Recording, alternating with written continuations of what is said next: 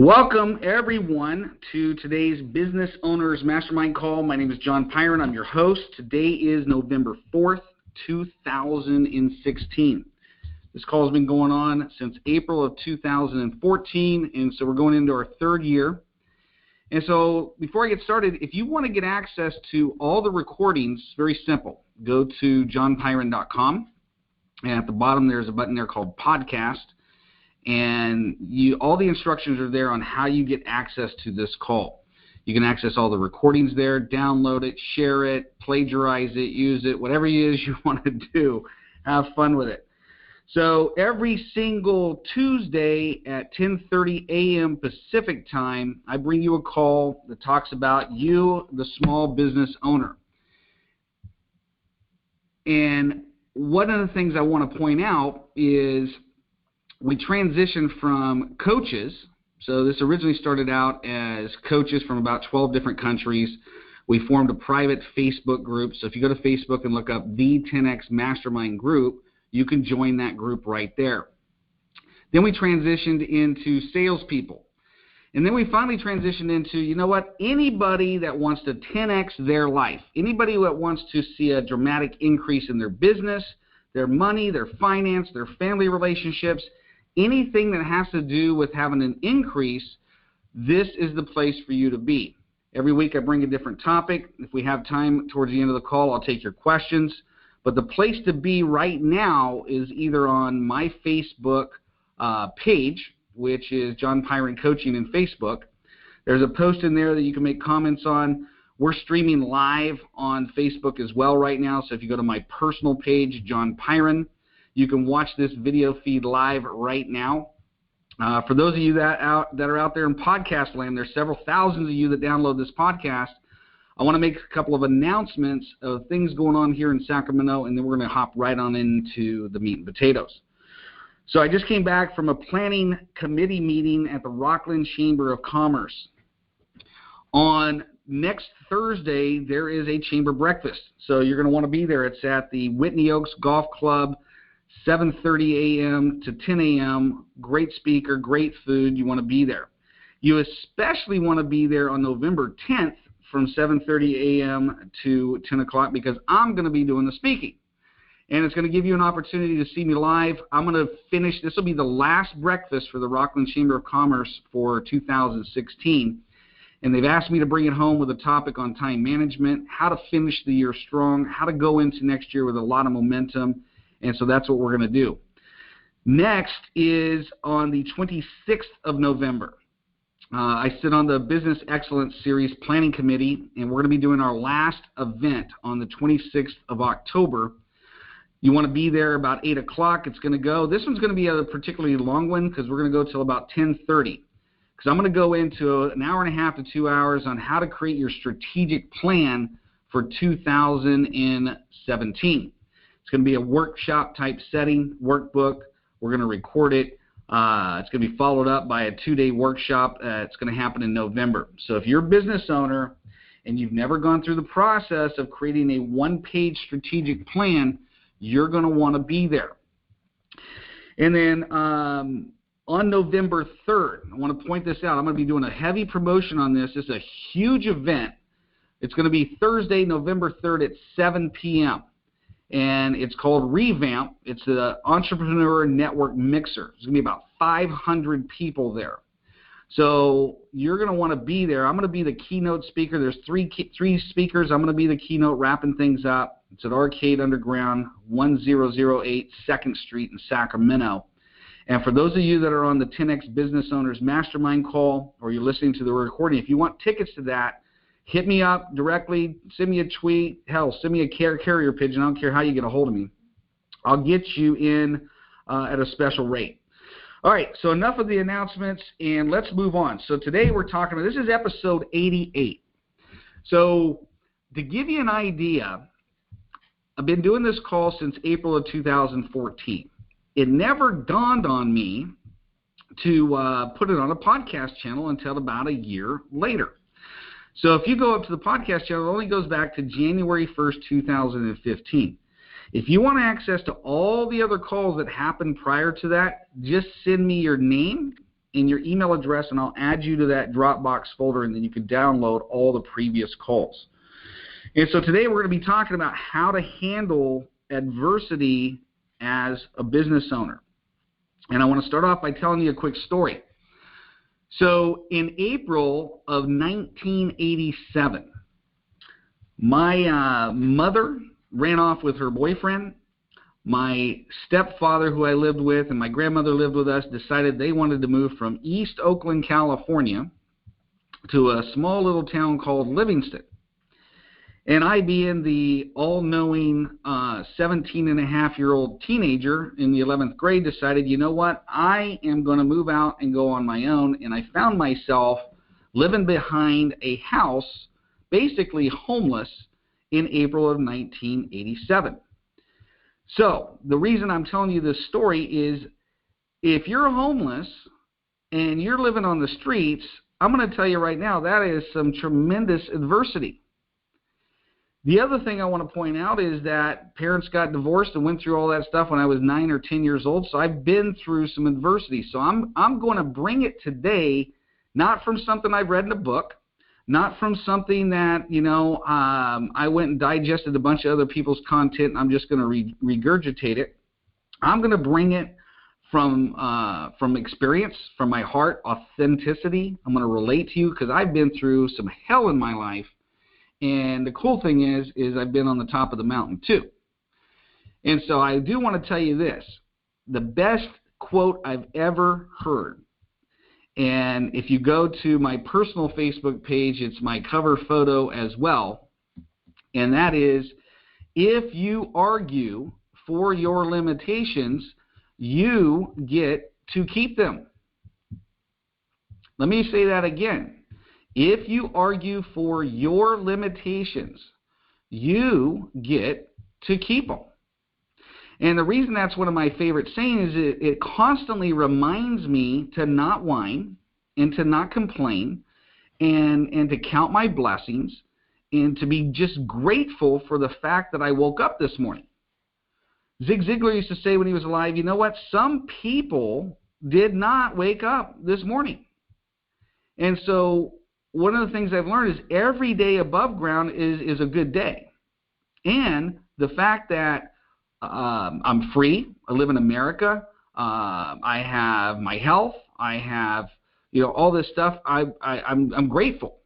Okay? But guess what? There are people out there, I know one of the most famous speakers, one of my favorite speakers of all time, I wish I had his name off the top of my head, was born with no arms and no legs.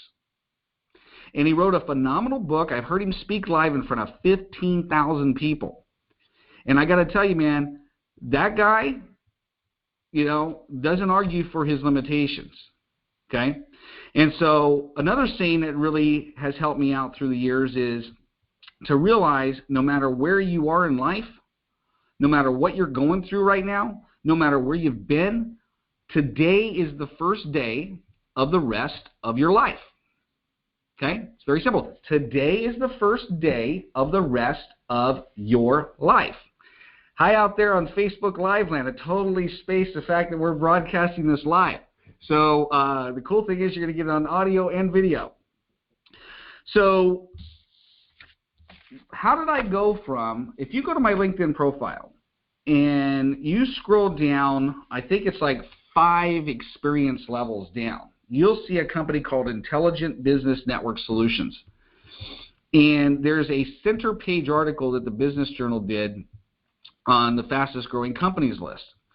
In 2007, 8, and 9, while the economy was going to hell in a handbasket, we grew that company 63.9%, and they wanted to know how we did it.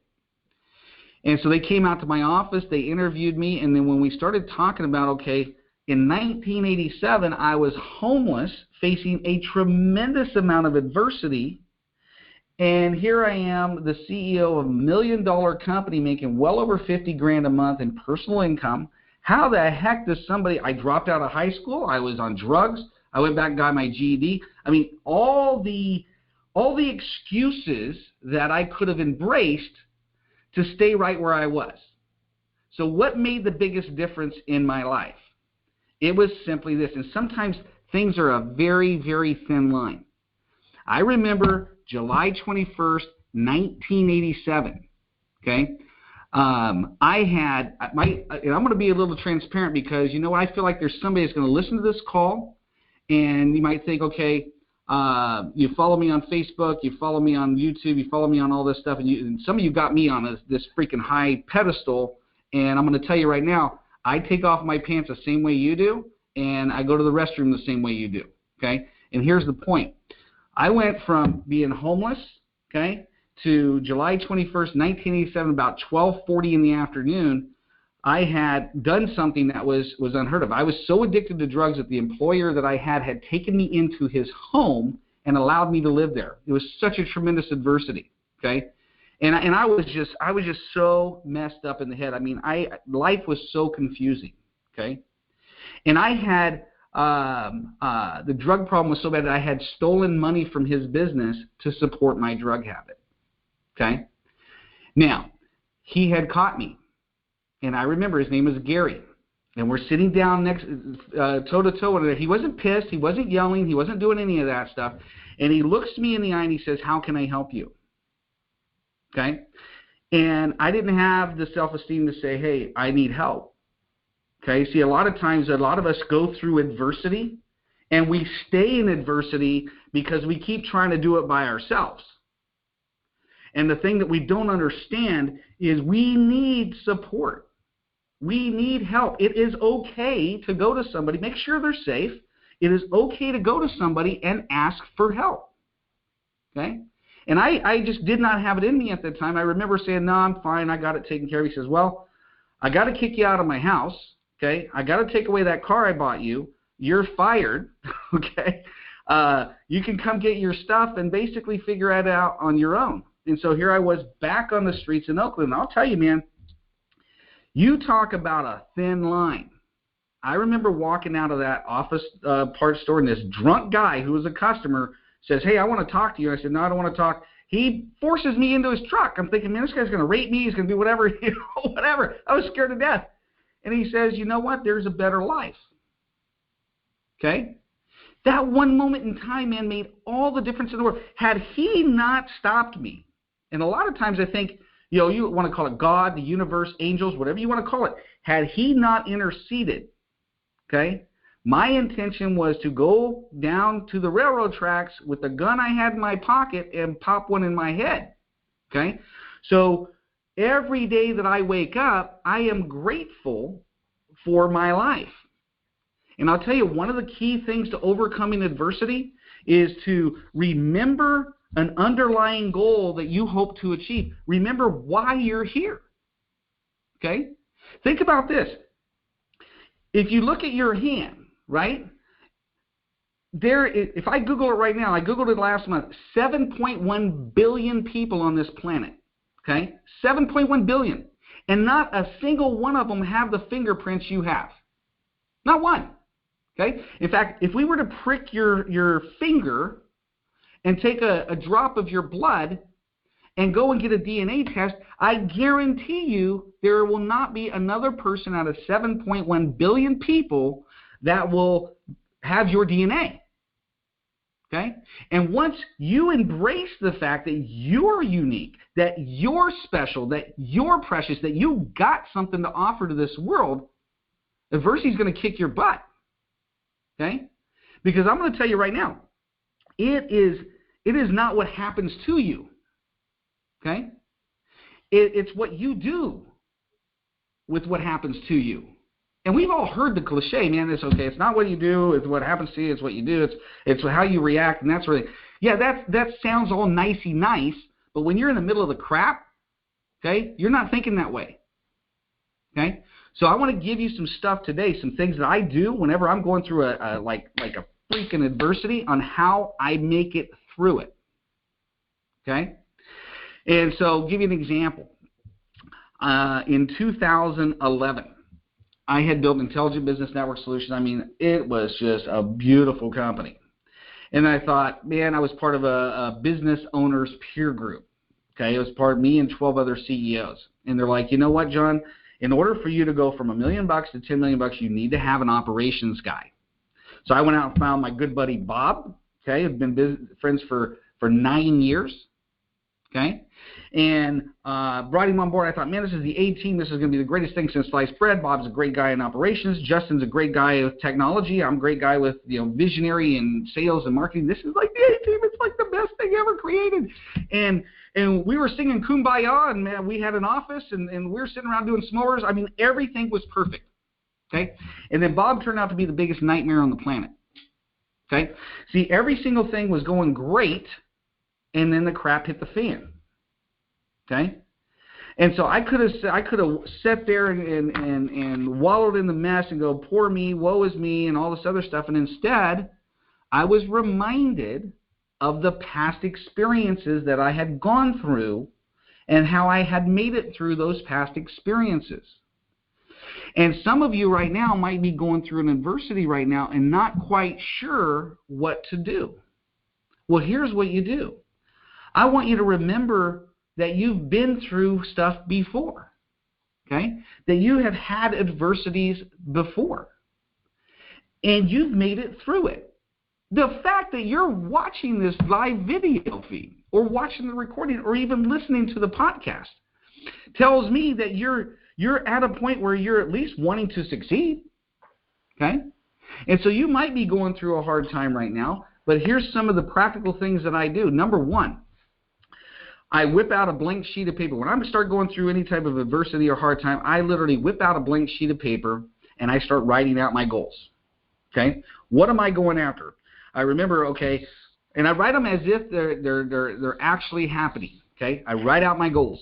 And I continue to write them in present positive statements, and I remind myself of where I am going and not where I have been or where I am right now.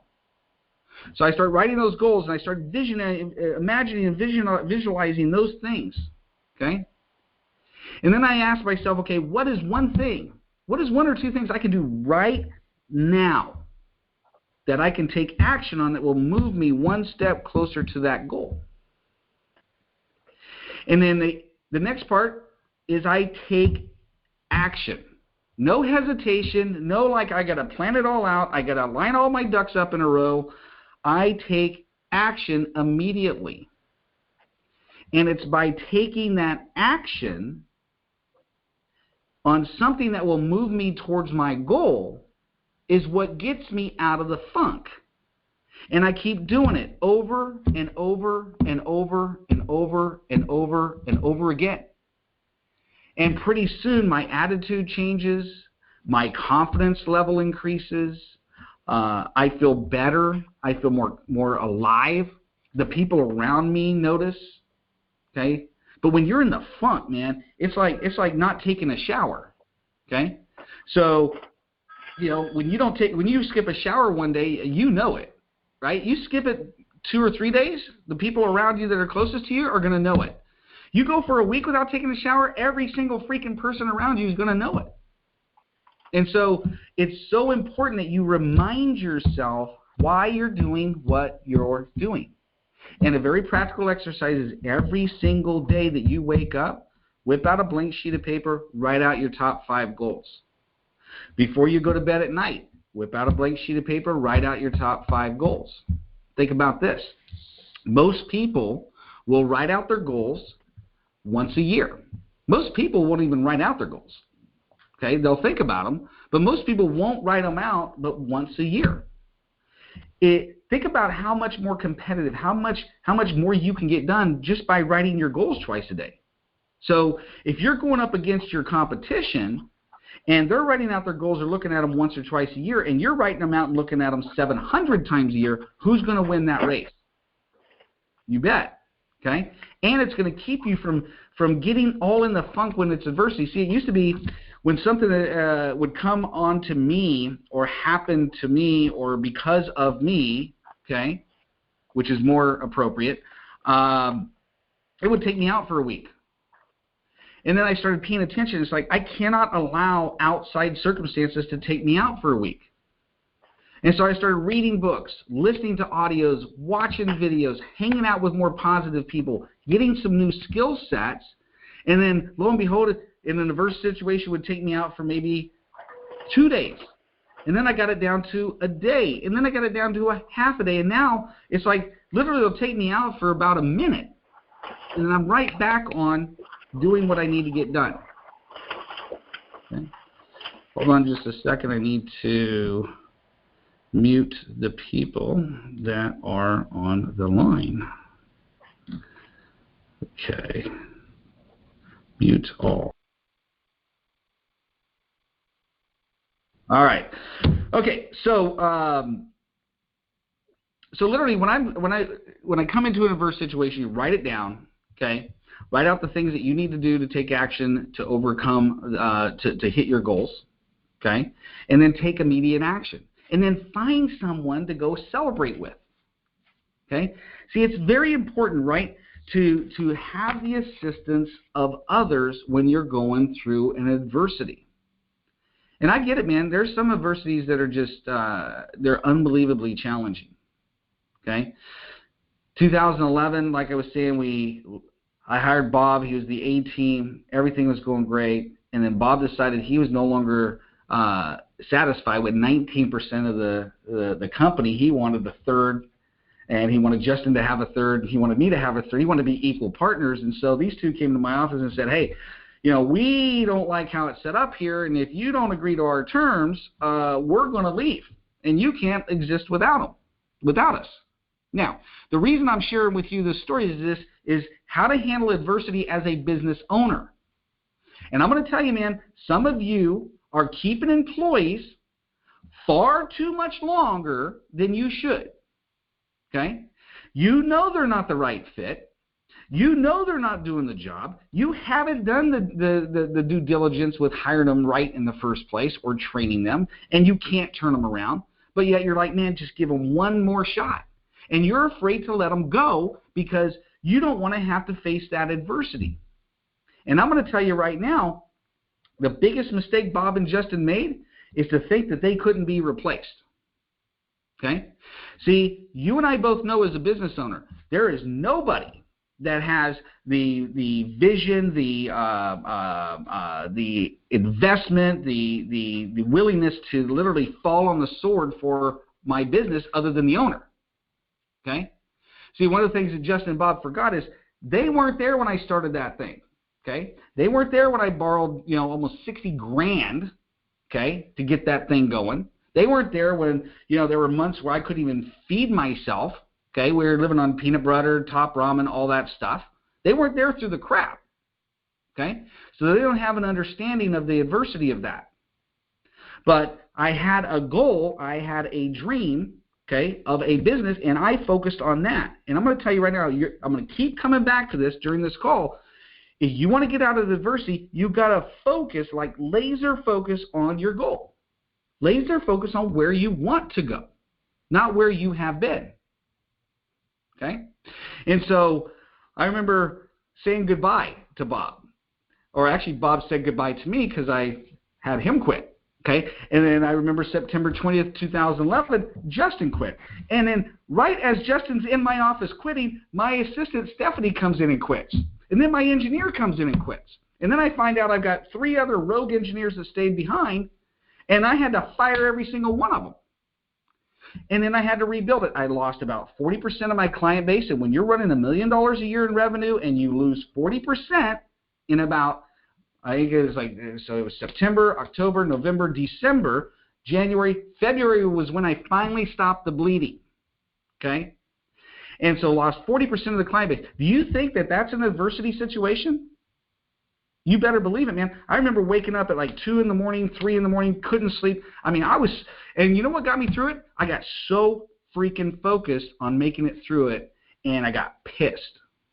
Okay? And sometimes what you're going through as a business owner, sometimes you need to get pissed off. Okay? Sometimes you need to look adversity in the face and say, I'm going to grab you, adversity. I'm going to choke the living crap out of you. And I'm going to stomp you on the ground and put my foot in your head. Okay?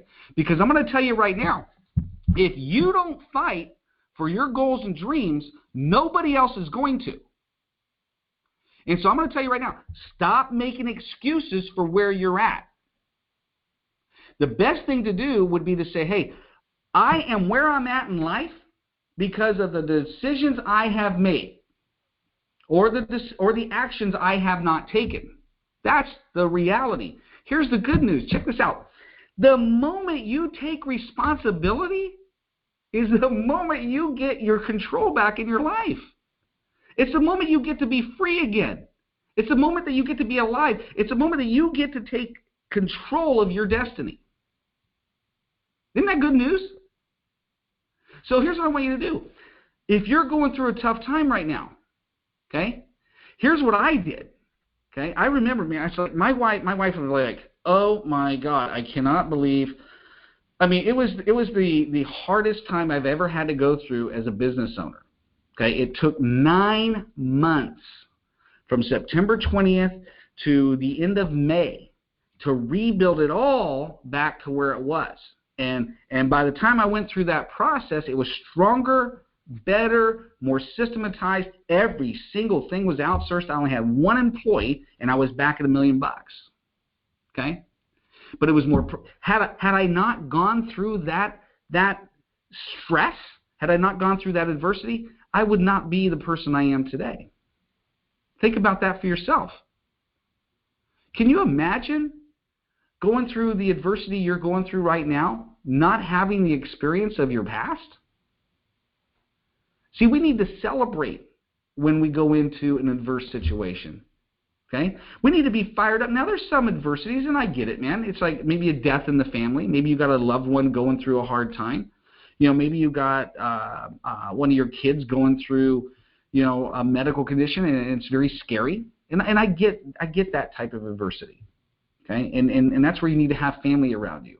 And I don't care how much you write down your goals, it's not going to ease the pain of that situation. Sometimes you got to go through that pain. Sometimes you got to go through it, and you got to feel that, and you got to grieve that. And there's a book out there, you know, if you're struggling with grief or you're struggling with pain, there's a really good book out there called Necessary Losses. Do me a favor, Ashley, look up Necessary Losses on Amazon and tell me what the author is.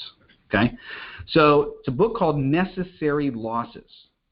When I was 9 years old, my mom and dad divorced. Remember, I was in 4th grade walking home. My dad's packing his stuff in the truck, and I'm like, you know, my dad's like 6 foot tall, and I'm looking up at him, this little short frame, going, where are you going, Dad? He's like, Mom and I aren't going to work it out. I mean, you talk about being devastated, right? And then the next month, my grandfather dies, who became my hero. And then 4 months later, my other grandfather dies. Okay, and then my sister moves out. My mom gives her up for adoption. Okay, at 13. I mean, all this adversity, right? And I remember going into my teenage years, my early 20 years, just angry. Some of you know what I'm talking about. Just angry and bitter and just resentful. And one of the things I learned is that anger, that resentment hurts me more than it hurts anybody else. And the people I had surrounding me, the support group that I was going to, okay, had some really cool coaches and counselors, but it was that book called Necessary Losses. Who's the author? Judith Viorst. Judith Viorst. How do you spell Viorst? V as in Victor, I-O-R-S-T. Viorst. Excellent book. That book literally was the big game changer. It allowed me to grieve. It allowed me to let go of the adversities. It allowed me, you know, that's why the book's called Necessary Losses. It's like these things need to be, I need to acknowledge those losses in my life and let them go. So sometimes, and a lot of times, we have to do that in order to move on. Okay? And so make sure that you got the right support group around you. Make sure that when you're going through a grieving loss or an adversity that's like maybe a death in the family or something like that, that you grieve that you go through that you plow through it. Okay? And then get yourself back into action as quickly as you can. Seek assistance from others. You know, too many of us, especially men, and I can talk from experience because I happen to be a man. It's pretty obvious, right? Okay. You know, but men, typically, it's like, you know, we grow up and we're very, you know, up until we hit probably junior high, it's okay to cry. It's okay to grieve. It's okay to show and be transparent. And all of a sudden we get made fun of by one of our friends. And now we go into this shutdown mode, and it's like real men don't cry, you know, all this other stuff. Okay? And I'm going to tell you, man, you know what? have a good support team around you. Have a good support team that you can go to, because men typically don't go and cry on the shoulder of each other. The only time a man typically will go and share what they're going through is when they want answers. Okay? And so have yourself a really good support team that surrounds you.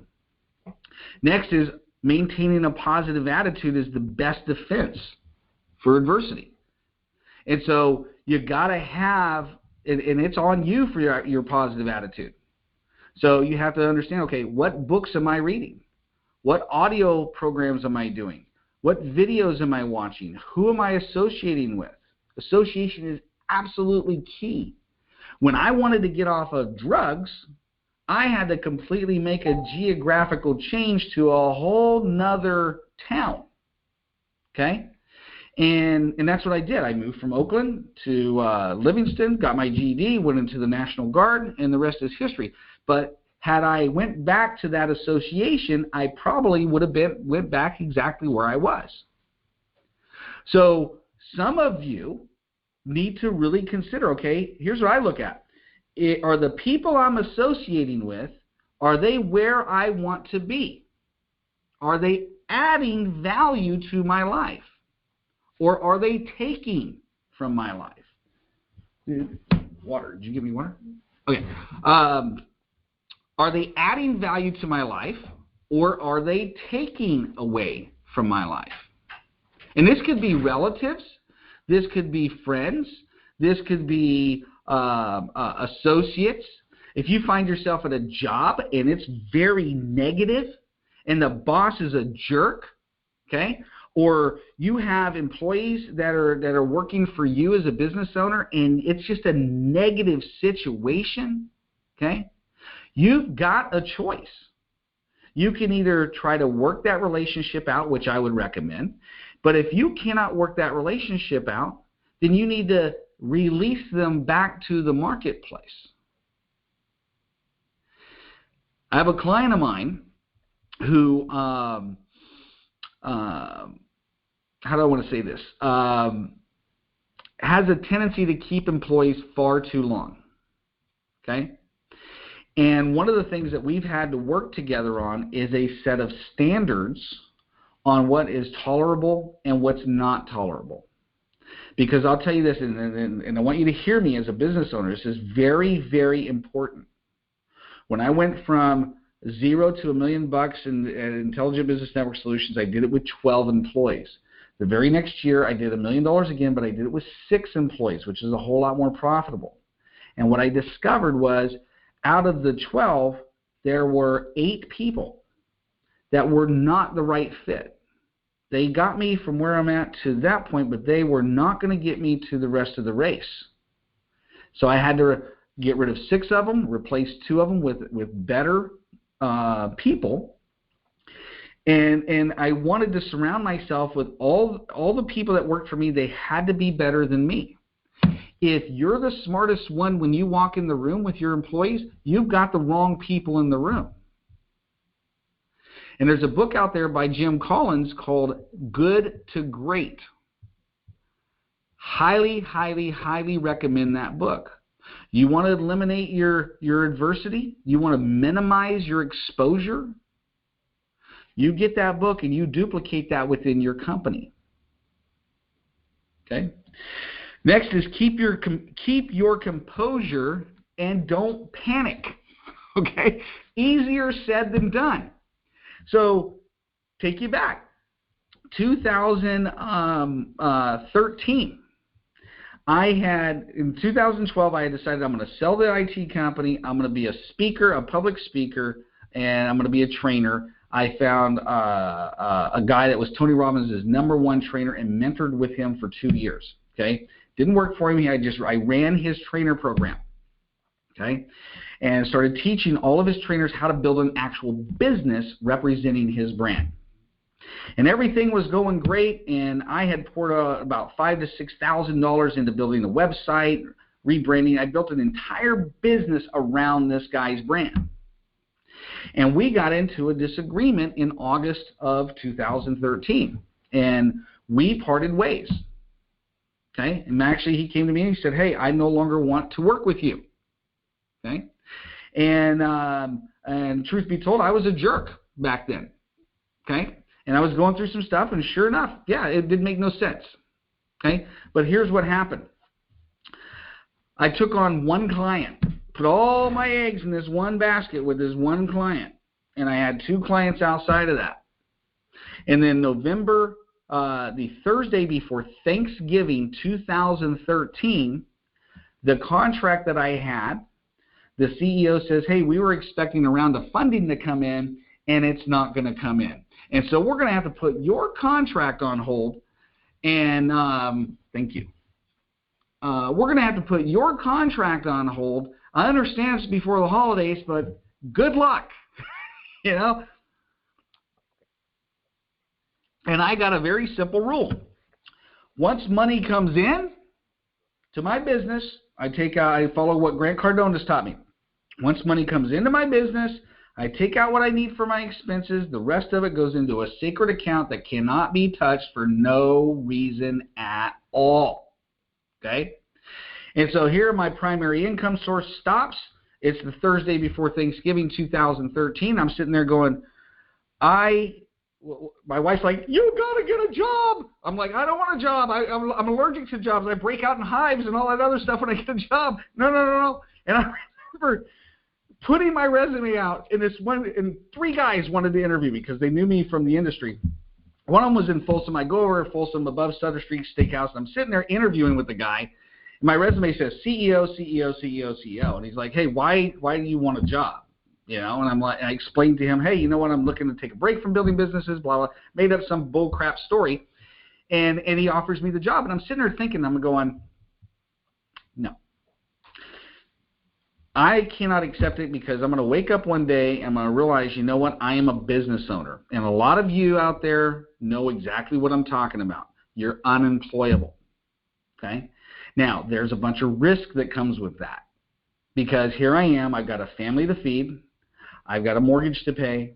Sure, I can tap into, my sacred account, but I'm not going to do that.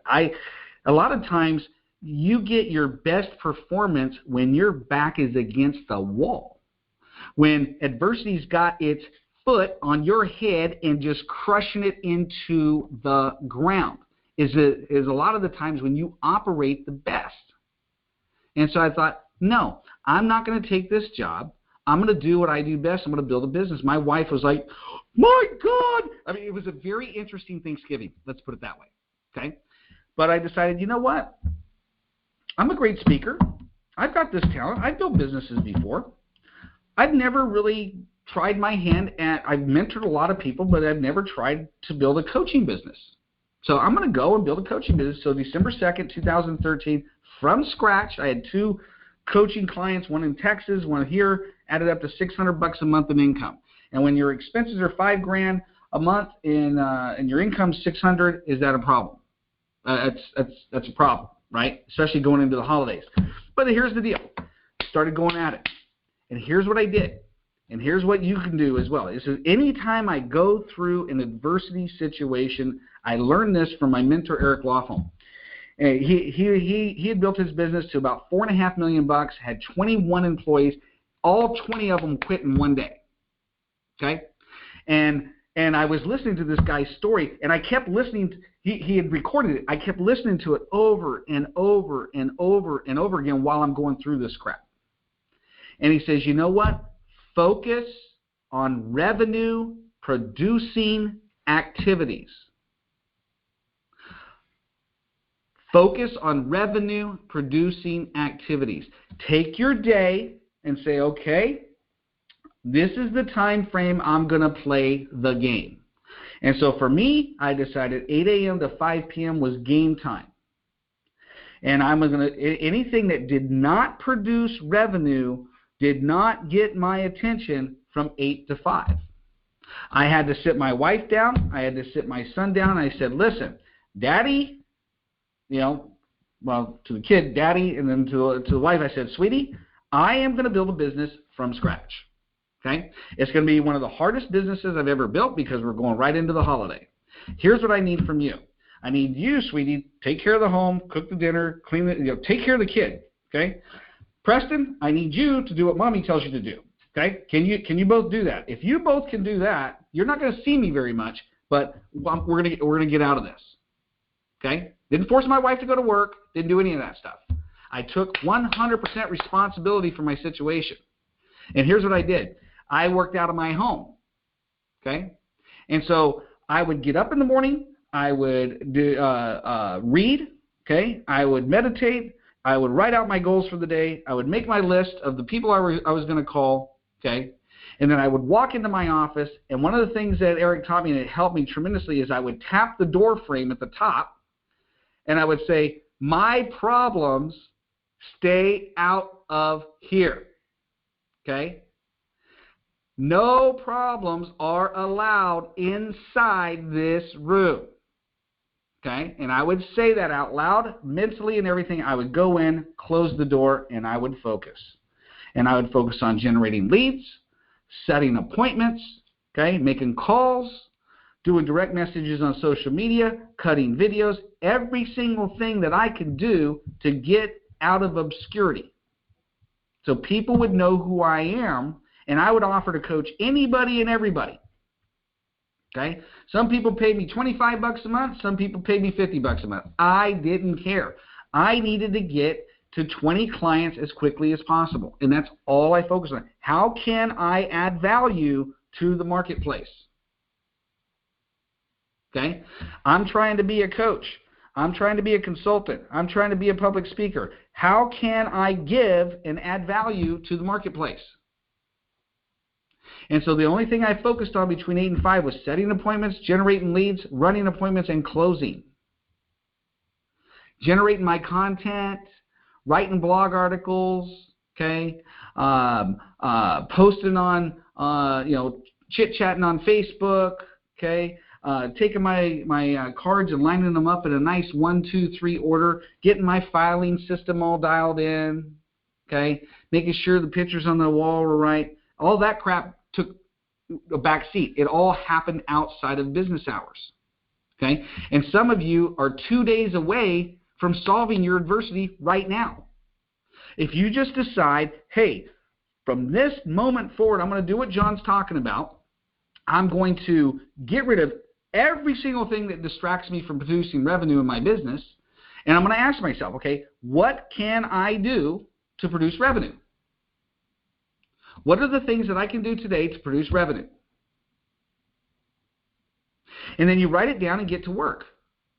But literally, because here's the deal. When I tapped that door frame going into that room, I knew that those problems were going to be waiting for me at the end of the day. I didn't have to bring them with me. They were, trust me, they were waiting when I was done. When I walked out of the door, they hit me right there, just like that. They were there. But what I discovered was each day that I did that, my fear started subsiding, my confidence level started increasing, hope started coming back into my life. Okay, I started having some wins and some successes. And then as the successes happened, it made me do more work. As I did more work, the more successes happened.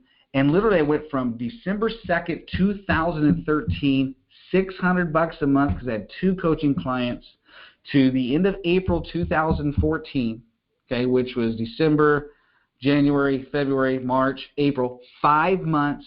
At the end of April, I made $9,368.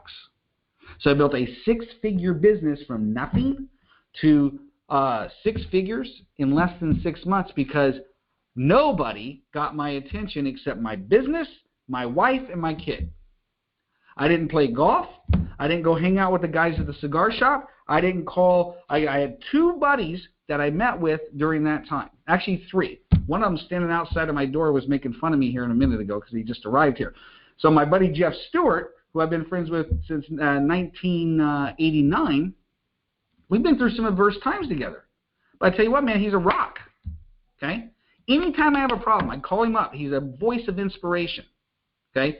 He's one of those guys, like, we've been through hell together and back, and we've got war stories to tell. So having that good support group around you and having a system in place will help you get through the adversity. Okay? So to recap, okay, because I want to bring this home. Anytime you go through an adverse situation, okay, you need to have a plan. Okay? Remember, for those of you that are old enough to remember, back in the 70s and 80s, they used to have this glass container, okay?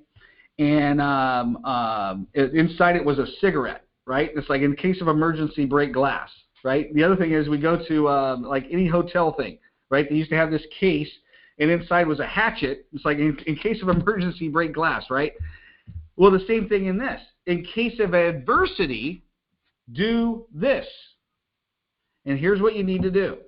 Number one, I'm going to recap. Write out your goals. Sit down, draw a line, whip out a sheet of paper, write out your top goals, and keep writing your goals until you feel that peace come over you. Because the one thing I've learned is you have your body, who is in constant protective mode, okay? Always looking always to protect you. Your mind is constantly looking to protect your body, okay? And then we have our spirit, our soul, which is our true self, okay? Now, we can control our mind. Napoleon Hill in his book Think and Grow Rich in chapter 4 talked about a technique called autosuggestion. Say something to yourself over and over and over and over and over again, and you will create a new path. You don't think you have control of your mind? Check this out. If you didn't have control over your mind, we all would be in prison. Okay? If we did all the stuff that we thought about doing, we would be in jail. Okay? So we do have control over our mind. And when you're going through an adversity situation, it seems like we're beating the hell out of ourselves. We're our own worst enemy. Okay? And so by taking control back, writing out your goals, reading them out loud, telling yourself, you're going to start controlling your own mind. You know, there's a lot of times, you know that little voice? You know the voice that just said, I don't have a little voice. What's the little voice? I don't have a little voice. That little voice. Okay? Sometimes you just got to tell yourself to shut up and say, listen, I ain't going to listen to you. Here's where I'm going. And you do that by writing it down. Okay? That's number one. Number two is you're going to, once you have your goals down, I want you to identify. You don't need a book. You don't need a seminar. You don't, if you want to reach out to somebody, go for it. But you already know. You yourself have it inside of you. What can I do? What is one or two steps that I can take right now to move myself towards that goal? And you write it down. And then take action. My mentor, Jay Couture, used to say to me, all right, you got to apply TNT, baby. You got to apply that to your life every single day. And what that means is today, not tomorrow. Okay? TNT, today, not tomorrow. Take action today. Okay? Don't spend the rest of this. If you're going through an adversity situation right now, I'm going to tell you right now, whether you're listening to the recording, watching it live, whatever, take action now. Okay? In fact, here's all I want you to do. Make a list of your goals. Make a list of the things that you can do to take action right now, and then take action. So you can go ahead and stop the recording right now. If you're listening to the recording, you just stop it right now, take action, and call me in the morning. That's my prescription for you. Okay? And then you just do it over and over and over and over and over again. And the key is try again and again and never, ever, ever, ever, ever quit. Winston Churchill's greatest speech of all time was he gets up in front of this school that he had graduated from. Okay? He went back and gave this speech. And he was famous for his top hat and his cigar. So they announced him, welcome Winston Churchill, right? Oh, great, the whole crowd's going wild. And he walks up to the podium with his cane, takes off his top hat, or his top hat, puts it on the podium, hangs his cane on the side, grabs the podium, looks out in the audience, and just silent. And he simply says this, never give up. Pause for a moment, let it impact the audience, and then he reached out on the podium again and grabbed it, and with even more intensity, he says, never give up. Looks at the audience, reaches down, grabs his top hat, puts it back on, grabs his cane, walks off the stage. One of the greatest speeches ever given by Winston Churchill. And that's what I'm going to leave you with today.